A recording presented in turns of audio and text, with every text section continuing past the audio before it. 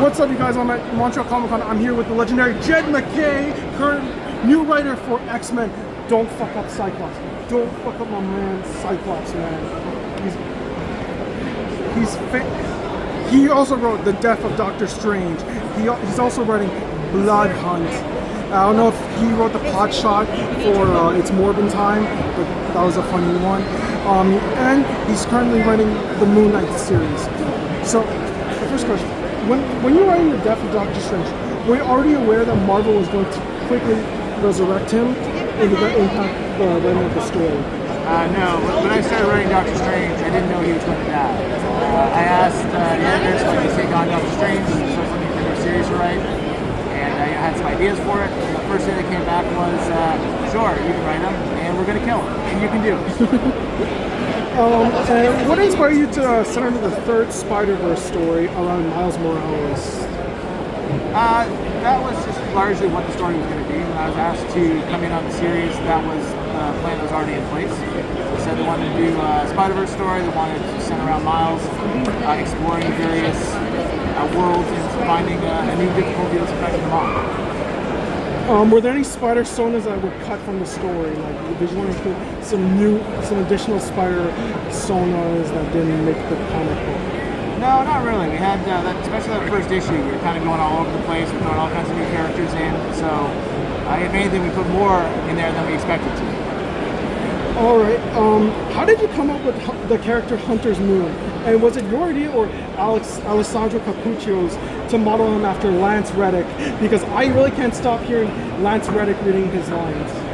Hunter's Moon came about early on in planning. We were talking about what the series was going to look like, and with Mark Spector taking on a adversarial role with Khonshu gone, it made sense to have someone in who was perhaps more traditional advocate of Khonshu.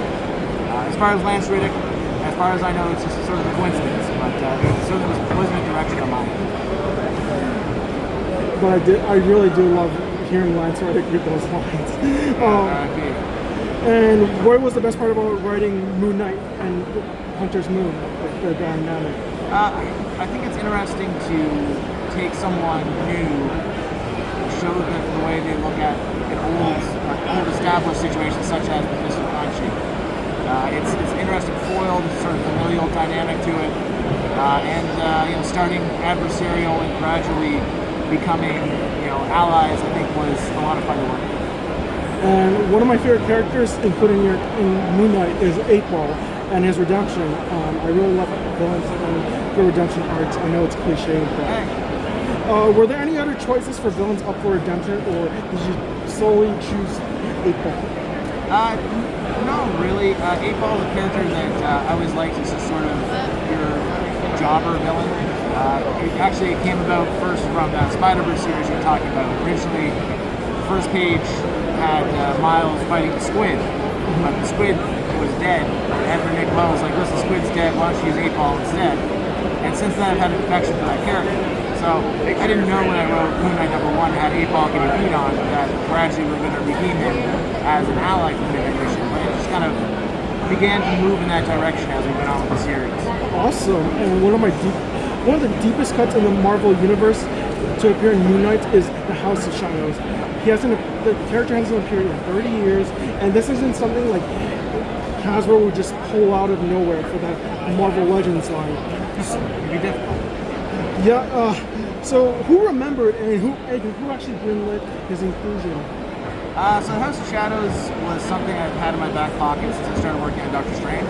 I was reading a lot of the old Strange Tales stuff, and this idea of living haunted house really appealed to me. So I cleared my notes for when I could come back and revisit it.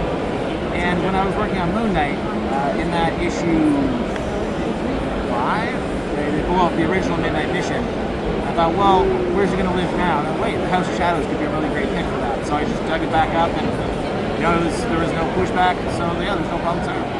And was your decision to make Shroud the new Moon Knight influenced by Blood Hunt? No. Again, the Shroud is another character I had kicking around in the back of my head. I enjoy his appearances a lot in Daredevil recently, well, relatively recently. So when I was thinking of people who could be taking the place of Moon Knight, it just seemed like really natural. And so his inclusion in Bloodhunt was a pure coincidence afterward. Well, you're planning pretty far ahead in all these things. So as I was planning Bloodhunt, I thought, well, wait, if I'm putting the Shroud in this thing, then I can tie it in this way with this sort of the whole Dark Force connection. So yeah, sometimes it's kind of happy coincidence. Sometimes just you're planning on one book and you're playing on another book, kind of converging and meeting. And so how did you get the job for X-Men from the Ashes? And was it hard to pick up after Jonathan Hickman's legendary Krakoa era? Yeah, so I've been working with Tom Brevoort for a while. We did Moon Knight together. He brought me in to do Avengers, and when he moved over to the X office, he had me in mind to do one of the X-Men titles. And yeah, it's a daunting task to take over after the Krakoa era, which was the first Krakoa era, which was a big deal in X-Men. So it was a landmark period.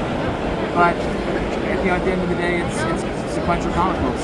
Serialized storytelling. Things are always going to change. Things are always going to end. Things are always going to begin. So I just kind of have to treat it like another job where you're starting something up again.